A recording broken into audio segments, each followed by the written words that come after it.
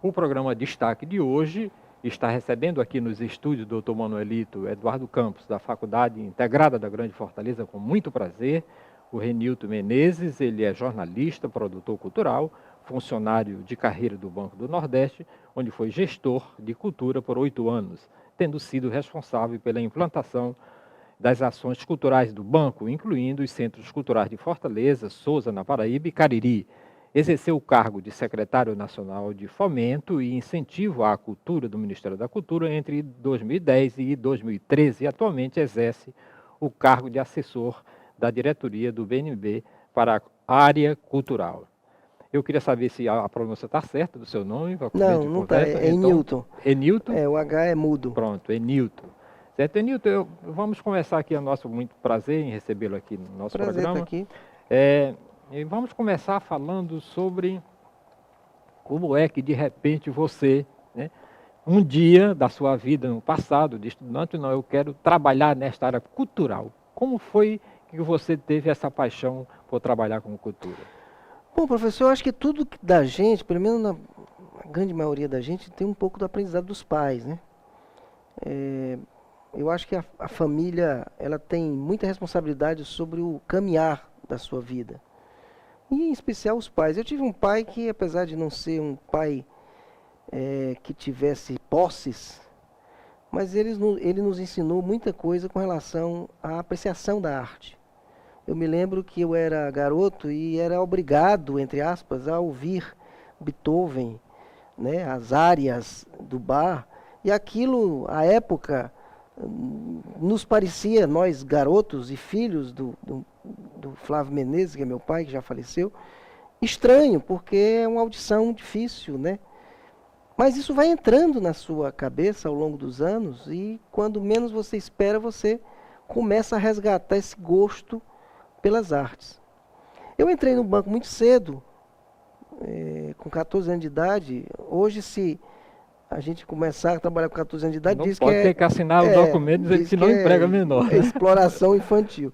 Mas na década de 70 não existia isso. Eu comecei com muito orgulho a trabalhar com 14 anos de idade. Eu fiz um concurso para o banco, do qual hoje eu sou funcionário. E dentro desse banco eu fiz um curso como garoto e passei no curso e fui caminhando e entrei, como todos que entram no banco, entrei na faculdade de economia. Porque naquela época, quem queria ficar no banco só podia, a gente sabia que tinha que ser economista ou administrador, ou contador. Como eu gostava de matemática, eu disse, não, eu vou para a economia. Mas eu vi que não era a minha praia. Realmente eu terminei a faculdade de economia sem saber direito para que lado era a curva da demanda e para que lado era a curva da oferta. O banco, ao longo do tempo, me deu a oportunidade de trabalhar na área de treinamento. Foi aí que começou a minha história com a cultura. Eu fui trabalhar na área de treinamento da empresa e um chefe, naquela época, me convidou para abrir a área de audiovisual deste centro de treinamento que o banco inaugurava no começo da década de 80. Eu não sabia de absolutamente nada sobre audiovisual, mas o banco, como sempre fez, dá oportunidade para que você se forme. Então eu fui para Rio e São Paulo, comecei a pesquisar para montar esse centro de audiovisual. E fui começando a trabalhar até com fotografia. Gostei, na época que trabalhava muito com fotografia. Isso tudo tem uma ligação, né? Todas essas artes acabam tendo uma ligação. A minha ligação na infância com a música. O papai era representante de disco da Philips, então naquela época a gente vivia dentro de casa com caixas e caixas de disco, né, chegando e saindo, e os artistas chegando e saindo. Aí junto com o banco eu comecei a trabalhar com fotografia, até que em um determinado momento o banco me convidou para trabalhar na área de comunicação. E aí eu comecei a me interessar pelo jornalismo, comecei a me interessar pela área de comunicação, que tem uma certa ligação com as artes. Você é jornalista e sabe disso, né? As áreas estão muito afins. E acabei cursando jornalismo, fiquei na área de comunicação do banco, e, por incrível que pareça, um momento muito ruim do Banco do Nordeste, que foi um determinado presidente, que não adianta a gente dizer o nome, Que todo mundo sabe. Que todo mundo sabe, e começou a praticamente destruir o banco. Até faleceu recentemente. Faleceu recentemente, né? Deus o tenha. Mas, por incrível que pareça, esse momento do banco, que foi muito ruim para muita gente, para mim foi bom. Porque eu comecei a ver que eu tinha que ter outra opção de trabalho. Eu não poderia ficar, era muito jovem, ali com meus 35 anos, 32, 35 anos. Eu não posso ficar pendurado no banco, porque o banco vai se acabar. Era a ideia que a gente tinha. E era o grande emprego. Foi o grande emprego, né? Mas eu disse, bom, então havia um clima muito ruim no banco naquela época, e as pessoas estavam sendo mandadas para os interiores, cidades assim, que você nunca imaginaria morar. Para quem nasceu e se criou em Fortaleza. Eu digo, bom, se o banco me mandar para o interior, e eu acho que vai mandar, eu não vou. Então, se eu não vou, eu vou começar a fazer outra coisa. E dentro do banco, o banco dispensou todo mundo. A gente trabalhava 8 horas, o banco dispensou todo mundo. Eu trabalhava só pela manhã no banco, estava meio encostado e esperando sair do banco. Bom, esse presidente maluco vai me mandar trabalhar lá em Cabrobró, ou seja lá. E eu não vou, porque eu não quero sair daqui, tem filho, eu vou me virar por fora. E acabei me associando com um amigo, e criamos uma empresa de produção musical. E aí, para você ver como a vida lhe vai dando seus caminhos, né? Claro. A vida é feita de escolhas e você vai fazendo as suas escolhas. E aí eu percebi claramente que eu conseguiria viver sem o banco. Coisa que muita gente, colegas meus, achava impossível e era temeroso. As pessoas tinham medo de perder esse grande emprego que era o banco. E aí comecei a trabalhar com produção musical e descobri um filão que eu poderia... E passei, na época, a ganhar mais dinheiro do que no banco. Eu digo, bom, então estou confortável. Se o banco mandar eu ir para o interior ou fazer algo que eu não quero, eu entrego o cargo e vou para a minha empresa de produção. No final das contas, para encurtar a história, o banco nunca me mandou para o interior. Eu fui escapando, não sei porquê, mas fui ficando em Fortaleza, encostado. À época da administração desse presidente, fiquei completamente à margem de todo o processo, porque também queria ficar nessa margem, porque estava um pouco dedicado a essa empresa de produção musical. Comecei a trabalhar com alguns artistas aqui do Ceará, Nonato Luiz, Antônio José Forte, Fausto Nilo. Então, são algumas pessoas que hoje são meus amigos. Eu não faço mais produção musical, mas produzi aí uns 15 ou 18 discos, né? Me deu uma experiência muito grande de captação de recursos. Comecei a aprender as leis de incentivo, comecei a estudar as leis de incentivo. Acabei não saindo do banco. No final da gestão desse tal presidente, eu não sei se você lembra, o Banco do Nordeste estava saindo do centro da cidade de Fortaleza. Isso. Indo para o centro administrativo no Passaré. E não se queria perder aquela referência de centro, que era o edifício Raul Barbosa. É verdade. E o presidente do banco, mesmo com as críticas que se fazem a ele, todas elas absolutamente justas pelo que ele fez com os funcionários do banco e com o banco, mas felizmente ele teve a ideia de dizer, não, eu não vou sair desse prédio, vamos criar um centro cultural. E montou um grupo de 4 pessoas para montar o centro cultural. Só que, naturalmente, foi feita uma montagem completamente equivocada. Não se tinha planejamento. Para você ter ideia, professor, nós abrimos o centro cultural no dia seguinte, não sabia o que fazer. Se preocupava muito com as instalações, mas se preocupava com a atividade. Porque o espaço era muito bom. Exatamente. Coisa que nós evitamos fazer quando abrimos o Centro Cultural de Souza e abrimos o Centro Cultural do Cariri, que já foi numa segunda gestão, na gestão seguinte da presidência do banco. Mas esse presidente abriu aquele Centro Cultural. Óbvio que ele abriu. Semente, né?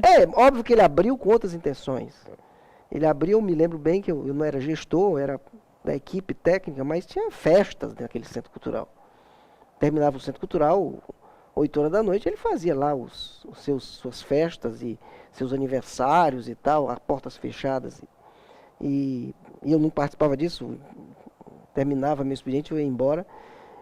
Mas esse presidente saiu e entrou um novo presidente e viu aquele equipamento cultural meio sem funcionar e como diz o cearense, deu linha para a gente.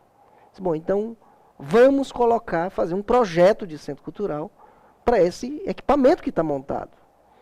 Mais do que isso, ele resolveu abrir um centro cultural na cidade de Sousa, no Alto Sertão Paraibano, que para mim foi uma das melhores experiências profissionais que eu tive na vida, e um centro cultural no Cariri cearense, né, ali naquele complexo cultural que é o Cariri, que todo mundo conhece, instalado no prédio mais alto da cidade de Juazeiro, em frente à Praça Padre Cícero, que eram 2 prédios que eram do banco, mas estavam sem utilização. O prédio do Juazeiro tinha 8 andares, só funcionavam 2. Os 6 andares nunca tinham sido nem utilizados, foram construídos, não foram utilizados. E Sousa tinha uma briga com a prefeitura, de um prédio que tinha sido devolvido para a prefeitura e tal. E a gente acabou fazendo um acordo com a prefeitura e instalando o Centro Cultural de Sousa. Quando o Dr. Roberto Smith, então presidente do banco, disse, vamos abrir um Centro Cultural em Sousa, na Paraíba, não sei se você conhece aquela região inóspita do Nordeste brasileiro, quando eu fui a primeira vez em Sousa, eu até contei essa história agora na audiência pública que teve em Sousa. Eu disse, se a gente conseguir abrir um centro cultural aqui, a gente consegue abrir em qualquer lugar do Brasil. Mas, naquela época, eu fazia até um julgamento equivocado, por desconhecimento. Porque a cidade de Sousa tem uma quantidade de manifestações culturais que a gente não sabe que tem.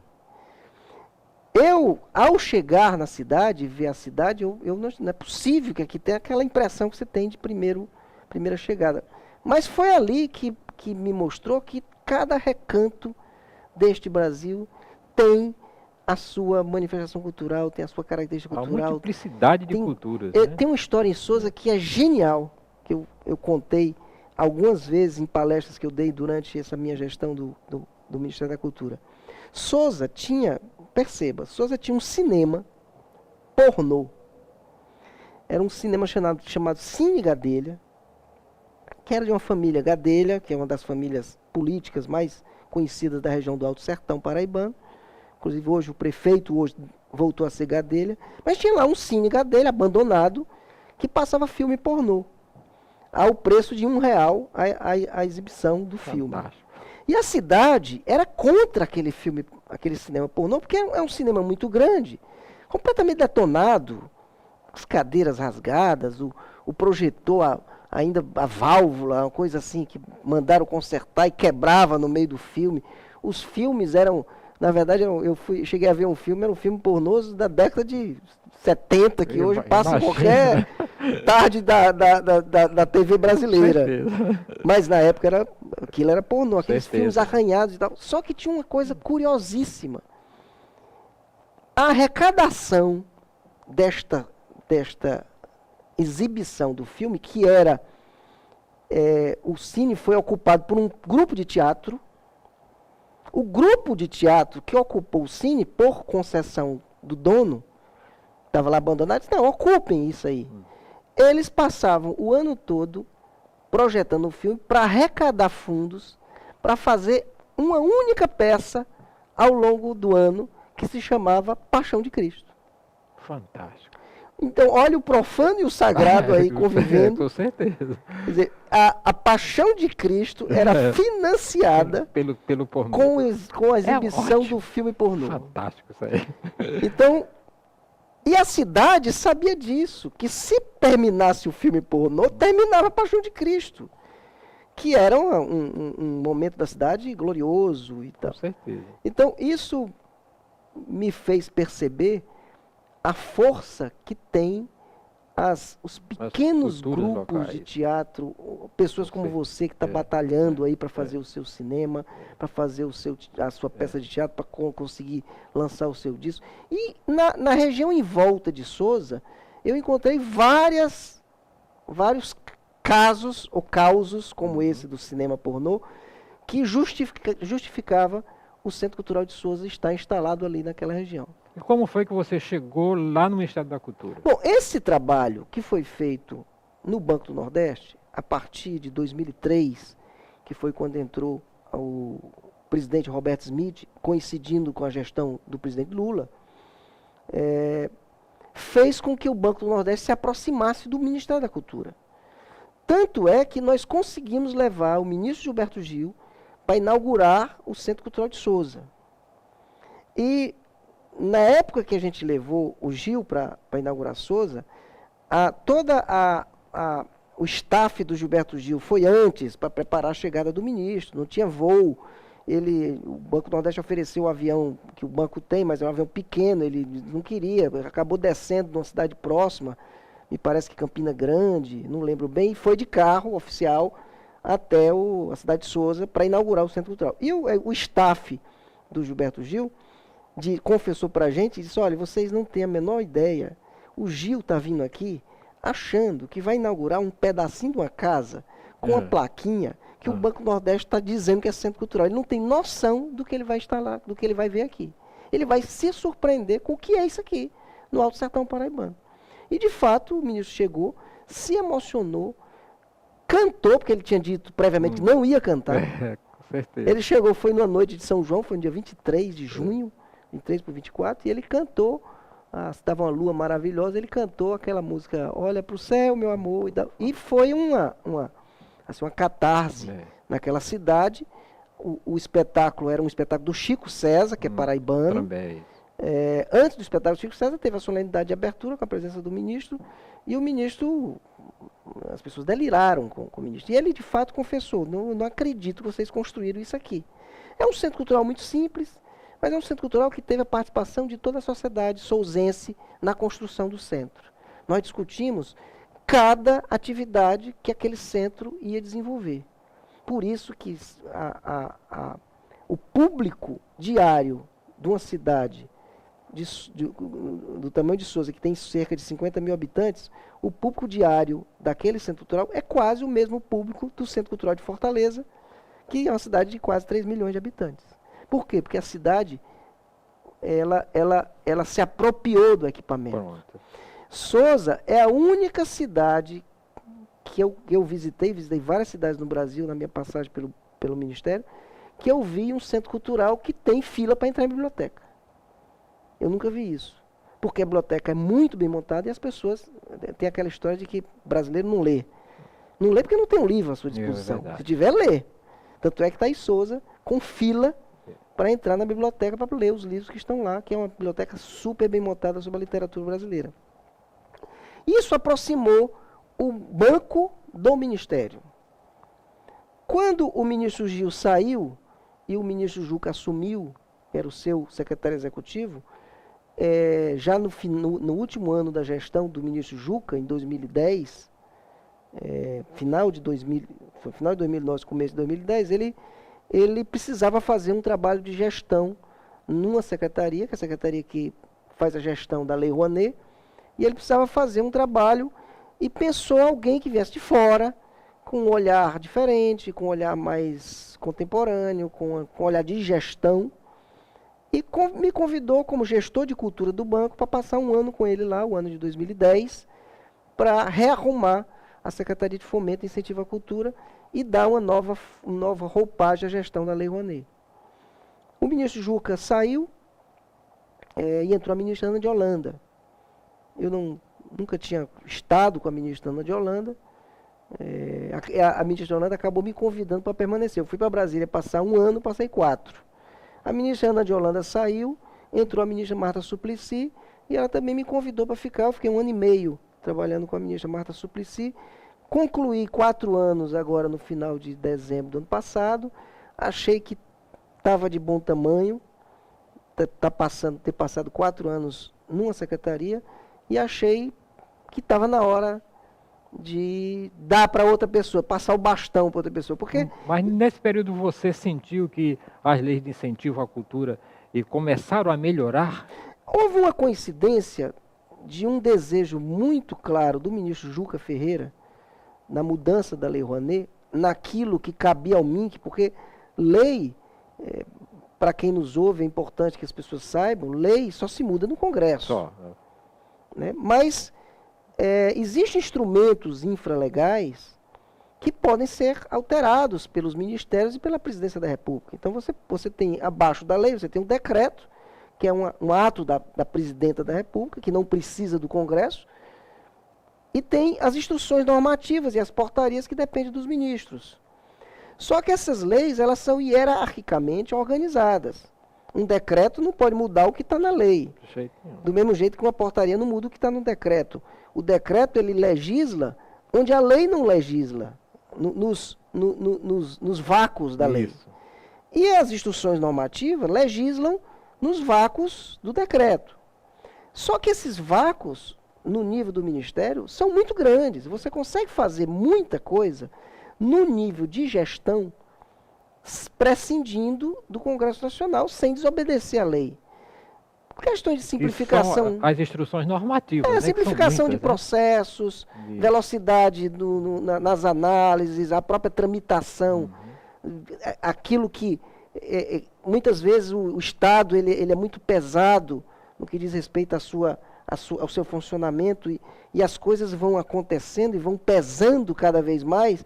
E o ministro Juca queria que viesse alguém de fora com um olhar limpo para poder simplificar os processos. De repente dizer, pô, mas isso não precisa para nada. Por que serve esse documento?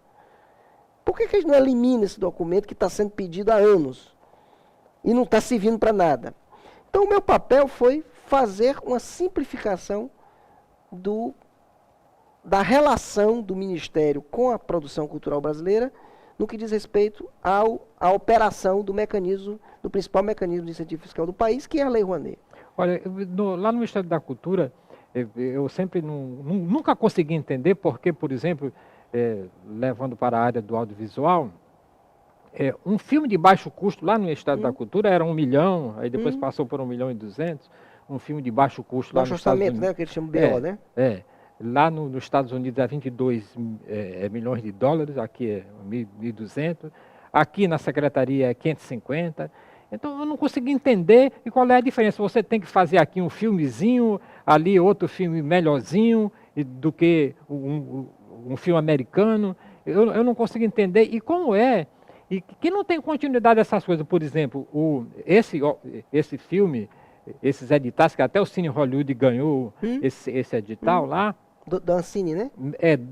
Do Ministério da Cultura. Não, né? Da Secretaria do Audiovisual. Da Secretaria do Audiovisual. E de repente para, nunca mais. Não tem continuidade, não é ano a ano, um ano não é um ano. Aí esse ano houve uma enrolação. Eu acho, professor, que isso é um mal que... Isso não é administração, não? Mas é um mal que carece não o Ministério da Cultura. Eu acho que é um mal do Estado brasileiro. A descontinuidade das gestões. As pessoas assumem cargos e, em geral, eu não vou dizer que isso acontece todas as vezes, mas, em geral, há uma personalização indevida da gestão. Eu só posso fazer comparações com a minha gestão, que foram 4 anos gerindo uma secretaria que tem um orçamento de 2 bilhões de reais. Eu me lembro muito bem que o ministro Juca, a primeira conversa que eu tive com ele disse assim, Newton, naquela secretaria nada funciona. Bote todo mundo para fora e bote todo mundo novo.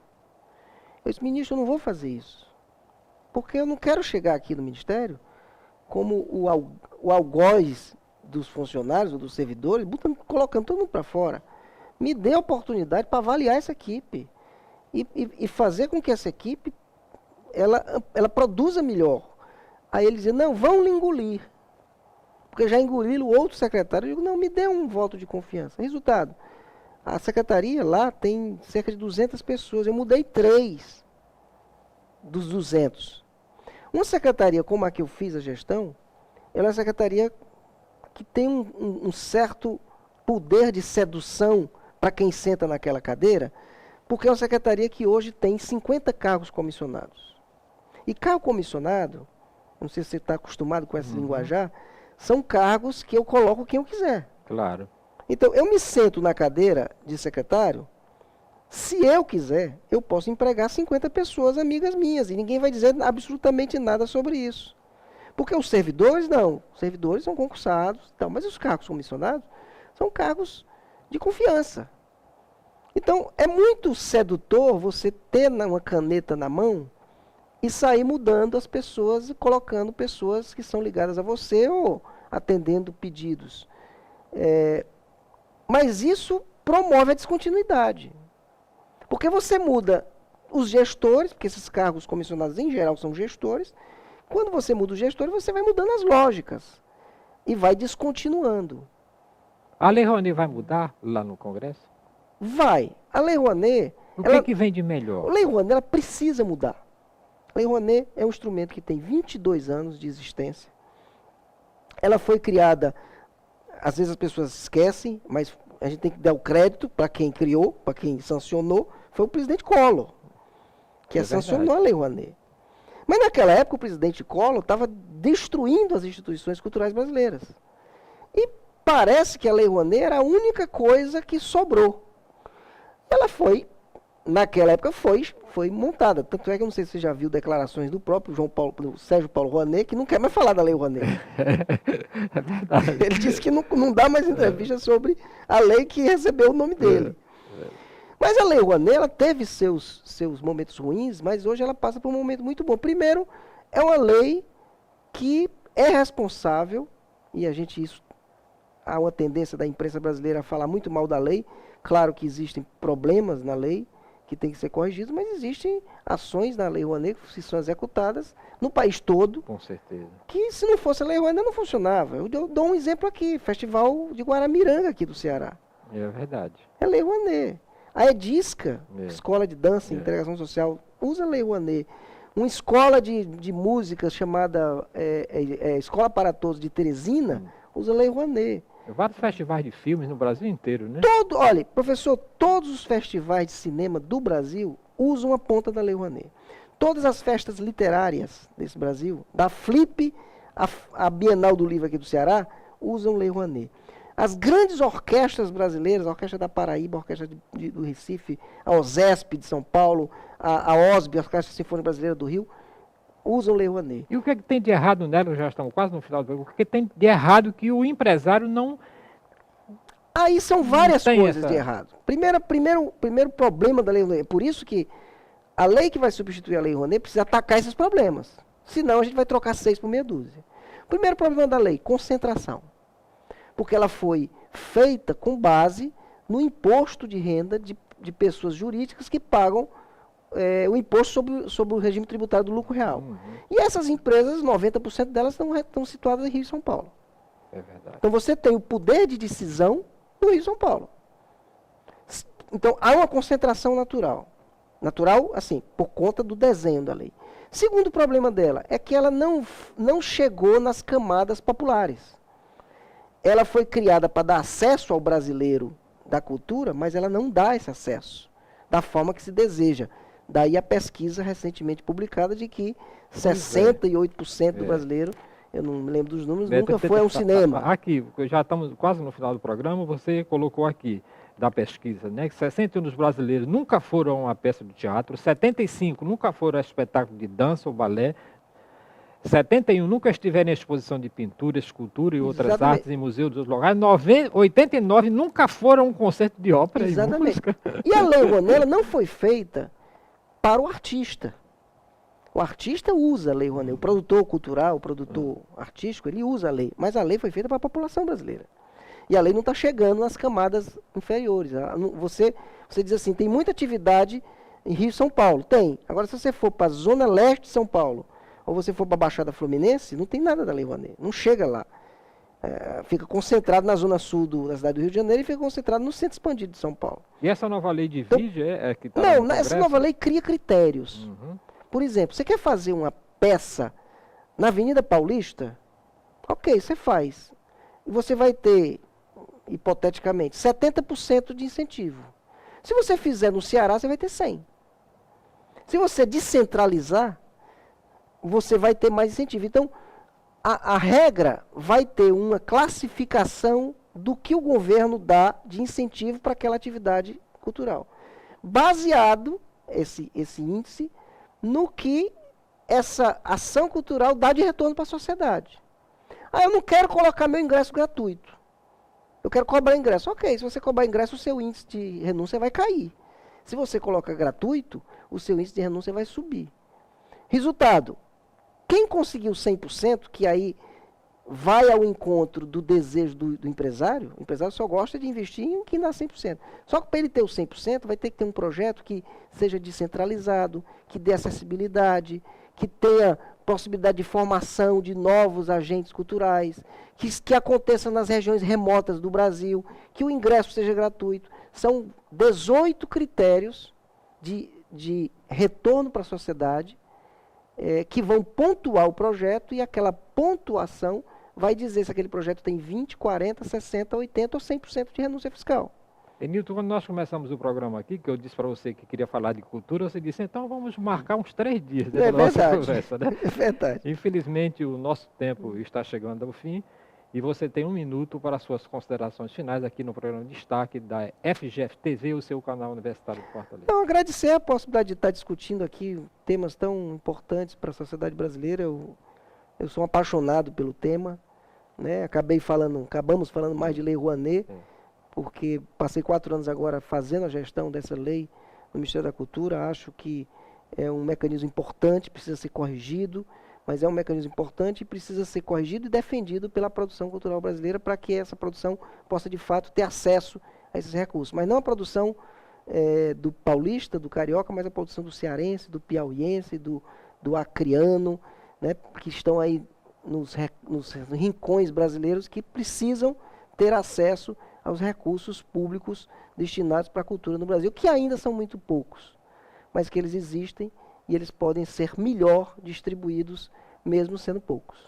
Ok, agradeço muitíssimo a sua participação aqui no programa Destaque, que volta na próxima semana com outra personalidade em destaque, aqui pela FGF TV, o seu canal universitário de Fortaleza. Este programa e também é exibido através do nosso portal, que é www.fgf.edu.br. Se você quiser sugerir nomes de personalidades, artistas que quiserem participar do programa, o nosso e-mail é fgftv@fgf.edu.br. Muitíssimo obrigado pela sua audiência.